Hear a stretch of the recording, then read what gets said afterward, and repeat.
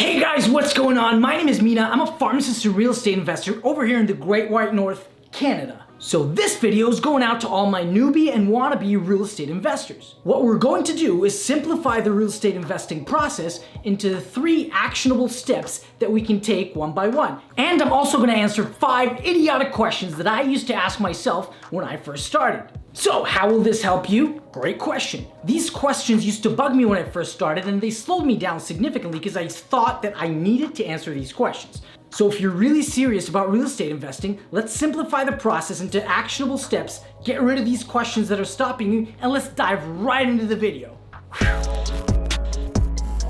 Could you annihilate that like button for me, please? The algorithm needs to see that I'm getting some love. Just a like, subscribe, boom, intro.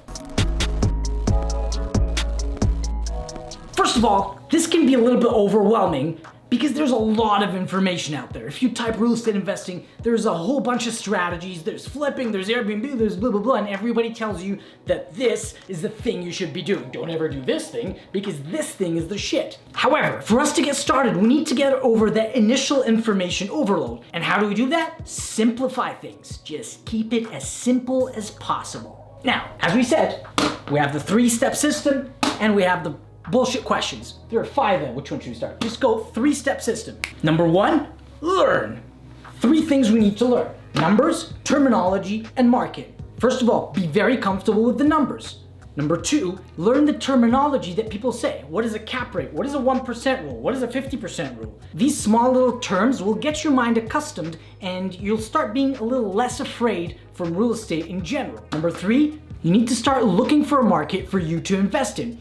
It really doesn't matter where you start, just look for a market and then run the numbers. If it works, good. Doesn't work, move to another market. It is very simple. Well, Mina, it sounds like it's simple, but it's not because I'm confused. I don't know which market. Okay, chill, relax. This is what you have to do. If you're in the States, go to biggerpockets.com and then start anywhere. Just start reading something, listen to podcasts, do whatever you have to do. Number 2, if you're in Canada, and I've experienced this myself, cashflowtribe.com. There is extremely detailed courses on every single thing you would want to learn, and they would start from the beginning. I would start there if I'm in Canada. Okay, you already learned, you're great? Cool. Let's go to number 2. Talk to everybody. I know you said you went to a networking meeting 3 months ago where you talked to 2 people. That's not enough. You need to talk to everyone. Again, talk to everybody. This is crucial. Yes, you're going to look like an idiot. Yes, they're gonna know you're a noob, but you're gonna have to get over that hump anyways, so get it out of the way. The importance of this cannot be overstated. Now, number 3, get on the goddamn MLS or realtor.ca or .com, wherever you are. And then I just need you for 1 month to do the following. Okay, this is our 1-month action plan. If you can't do this for a full month, you really need to reevaluate if you really want to be a real estate investor. This is extremely simple. It's not going to take that much time, so just do it. Number 1, 5 deals a day. Pick any 5 arbitrary deals a day. Just pick 5 deals and run the numbers. Remember, we went to cash flow, we went to bigger pockets. We know how to run the numbers, so do 5 deals every day. Yeah, but like, I don't have that much money. I don't know exactly how much I have. I don't know, like... Dude, we're just running numbers. We're not doing anything. We're just running numbers, whatever the numbers are. Well, actually, just like that's a waste of my time and... What time are you wasting? You're on Netflix half the day. Like, it doesn't matter. Just take 1 hour a day, run 5 deals for 1 month. Doesn't matter.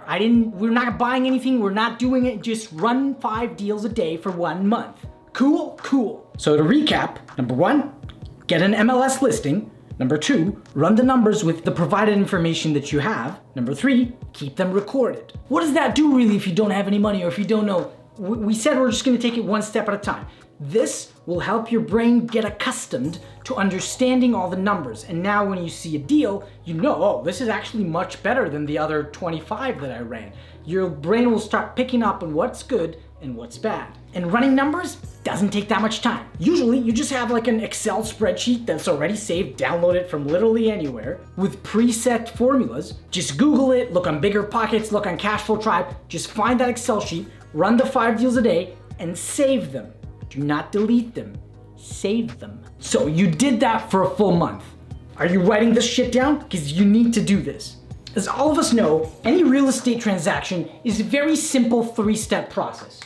deal, offer, and money. When we're in step number 1, we do not care about step 2 or 3, okay? We're just in step number 1, so just take it one step at a time. Do not jump steps. So deal. How do we know if it's a good deal? Well, you already ran 150 the past month, so you know what looks like a good deal and what looks like a bad deal. Usually, when you run 150 deals, you'd find 10 or 20 deals that are okay. Now, we filtered them down and we have, let's say, 10 deals. Fantastic. Now what do? So now we finished step 1 and we found a deal. High fives all around. Good job. Good job. Now number 2, offer. Man, I told you I don't have a lot of money. We're not, okay. Money step number 3. We're still in number 2. So don't talk about money now. Offer. You got 10 deals. Call up your favorite realtor and just tell them, I have some deals. I want to put some offers in. Bear in mind, these offers are conditional offers, so you're still safe. You could put an offer on a $30 million building and then just back out. Doesn't affect you in any way. That's the beauty about being an adult. You could just say sorry and then just get out. It's fine. So you put the offers on the 10 deals, no one accepted. Wait, there's one guy that accepted the offer. You have one accepted offer. Dude, good job. Now, we can go to step 3 now. You can start complaining a little bit. Money. Great, I heard your complaints. They're all very valid. But we have a conditional period. Let's call it 2-3 weeks. What do? Get all the necessary paperwork, do all your due diligence, make sure that this deal is actually a good deal like you thought it was. You ran through it, it's not really that good? Apologize. This is not the deal that I thought it was. Sorry, Mr. Seller, I'm gonna have to decline this deal. Get out, get your deposit back, all good. Oh man, actually, you know what? It turns out like it's a fantastic deal. I didn't really think it was that good, but I still don't have the money. Great, but now we have a beautiful problem to solve. You have a fantastic deal, you just don't have the money for it. Again, what do? Simplify it. So money, what does that look like? Generally speaking, we have 80% and 20%. This is from the bank, this is from your pocket. So first of all, let's just acknowledge that there's a bank that thinks your deal is okay and they're willing to pay 80% of the money and you have to come up with 20. That means they're paying 4 times as much as you are. Yeah, but I don't have the 20%, so what are we gonna do? Fine. So let's start with the 80%. You went to a bank one day and they told you can't get any money. That's the same thing that happened to me. Last year, they told me I could only get a mortgage for $200,000. And I bought 80 plus units, over $12 million worth of real estate, and they still tell me I can't get a mortgage. So back to the other rule, talk to everyone. We just said that like 7 times ago. Cool. Get a mortgage broker. Go talk to a mortgage broker, tell him what you're planning to do, show him your finances, and he'll help you out. For me, I use the Finlay Mortgage Team in Canada. If you're from there, go check them out. They will help you. Now the harder part, the 20%. There's also, again, the magic number 3. Number 1, you can get it from a line of credit, a home equity line of credit, any borrowing capacity that you may have. You don't have that? Cool. There goes number 2. You can JV, which is joint venture, means you find someone who has the money and split the deal with them. I don't know anybody who has money. Again, what I learned in this past year, the deals are much more scarce than money. Money's everywhere, deals are not. So if you actually have a good deal, you'll find a JV partner quickly. And number 3, you could straight up borrow the money from someone. There's a lot of people that have money in RRSPs and in savings account that is making them 2%, and you could make them a lot more. So be confident, and again, talk to everybody. I said that's fine. Some of the complaints that I usually hear, Well, actually, like my network, I don't know a lot of people that have money. I always ask, well, cool, how many people do you talk to? Zilch, nada. You need to be very honest with yourself. You're not that confident in your ability and you're scared. So how do we solve that? Run the numbers, talk to everyone, and do the MLS deals. Just follow the 3 steps and you'll be fine. Well, that's gonna take more time. Yes, it's gonna take a little bit of time. You're buying properties, not groceries. So man the hell up and just do it. And remember this, if you don't do it, it's 'cause you're scared. Yep. Now, if you secured the deal, the offer, and the money, that means you really have a good deal here. So just suck it up and close. Listen, have a little bit of confidence. You already ran 150 deals. You already spoke to all the people. You know that this is a good deal. So stop doubting yourself and move. Now, to be clear, that doesn't mean you're not gonna do a mistake. You will do a mistake. You're gonna be fine, okay? The bank's giving you 80%, you found a JV partner or whatever, you're gonna make a mistake, you're gonna learn from it and move on. So to summarize, always use one step at a time. Do not look at the second or third step. It doesn't matter where you're getting the money from if you're still in number one. First, make sure it's a good deal. If you find a great deal, the money will follow. There's a great quote that helped just shift my mindset completely. In any decision-making process, if the decision you're gonna make is a reversible one, then make that decision real quick, because otherwise you're just wasting your time. For example, deal.